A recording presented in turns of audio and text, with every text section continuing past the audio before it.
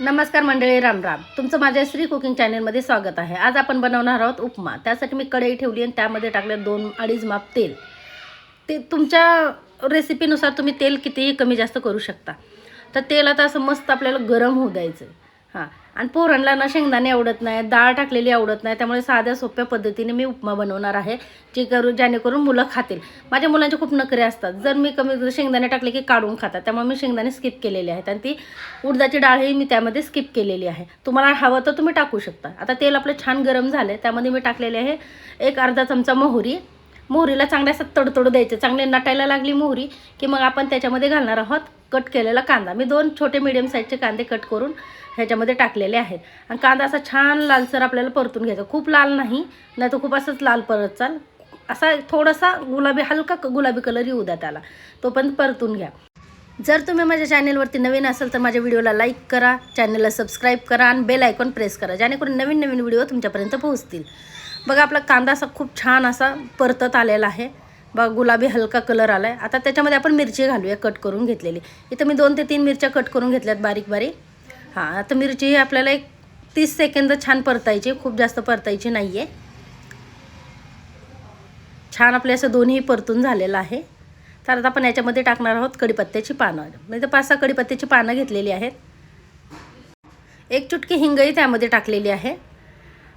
आता आपल्याला 2 वाटी रवा घ्यायचा आहे. तर छोटे 2 वाटी मी रवा घेतलेला आहे. त्या तेलामध्ये छान असा परतून घ्यायचा. एक मिनिटभर परतून घ्या. जास्त आपल्याला उपमा जर करायचा असेल तर जास्त रवा परतायचा नाही, मग आपल्या उपम्याची टेस्ट चेंज होऊन जाते. आता बघा 1 मिनिटभर असा माझा उपमा परतून झालेला आहे. आता थोडीशी तर कमी वाटली मला, पुरणार नाही म्हणून मी थोडंसं अजून रवा त्यामध्ये थोडासा ॲड केलेला आहे. पण 2 वाटी बरोबर आहे, कारण की घेताना माझ्याकडून थोडंसं कमी झाली होती वाटी. छान असं 1 मिनिटभर आपण असं परतून घेतलेलं आहे. त्याच्यामध्ये चवीनुसार मीठ घाला.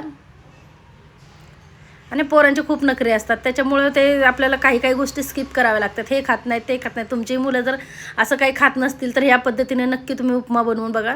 1 मिनिटामध्ये त्यांची वाटी संपून जाईल उपम्याची आणि खूप आवडीने आणि चवीने खातील मुलं. जर मोठी माणसं खाणार असतील तर त्याच्यामध्ये शेंगदाणे घाला, उडदाची डाळ घाला, खूप चवीला छान लागेल हे. आणि याच्यामध्ये मी गरम पाणी करून ठेवलं होतं 2 ग्लास, ते टाकलेलं आहे. गरम पाणीच घाला, कारण की थंड पाण्याने अजिबात उपम्याला चव येत नाही आणि आपण जेव्हा शिरा पण बनवतो त्यालाही चव येत नाही. तर नेहमी गरम पाणीच वापरा. हे बघा 2 ग्लास मी गरम पाणी करून त्याच्यामध्ये टाकलेलं आहे. आणि आता वरतून मी कोथिंबीर घातली. आता वरतून मी जेव्हा काढून घेते तेव्हा मी कोथिंबीर घालत नाही, कारण पोरांना वरतून कच्ची कोथिंबीर आवडत नाही माझ्या, त्यामुळे मी त्याच्यामध्येच टाकून घेते. तुमच्या इच्छेप्रमाणे तुम्ही नंतर वाटीत घेतल्यानंतरही तुम्ही वरतून कोथिंबीर टाकू शकता. हे बघा छान असा आपला उपमा शिजत आलेला आहे. नक्की ह्या पद्धतीने तुम्ही उपमा करून बघा, तुम्हाला नक्कीच आवडेल. आता इथं 2 ते 2 मिनिट आपण झाकून ठेवलेलं आहे आणि ते बघा झाकण काढून त्याच्यावरती गॅस इथं पूर्ण मंद आचेवर ठेवायचा, एकदम बारीक करायचा, फुल गॅस ठेवायचा नाही, नाही तर उपमा शिजणार पण नाही आणि करपून जाणार.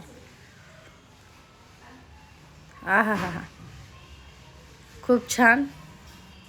तुम्ही कलर पाहू शकता ह्याचा, दिसायलाही खूप छान दिसतो आणि खायला तर अजूनच छान लागतो. मित्रांनो, व्हिडिओ बनवायला खूप मेहनत लागते, त्यामुळं व्हिडिओला एक लाईक तर नक्की करा.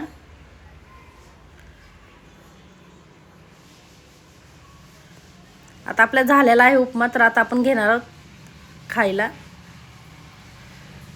बघा त्या एका बाऊलमध्ये काढते मी आणि ती काढून झाल्याच्या नंतर तुम्हाला दाखवते किती छान दिसतो हा उपमा. आणि खायला तर खूपच चविष्ट असतो आणि पौष्टिकही तेवढाच आहे. लहान मुलं असतील तर मिरची नका टाकू, एखादी टाकली तरी चालेल, पण लहान मुलांना कमीत कमी दिवसाआड तरी तुम्ही उपमा खायला द्या, कारण खूप पौष्टिक असतो. याच्यामध्ये तुम्ही वाटाणेही घालू शकता.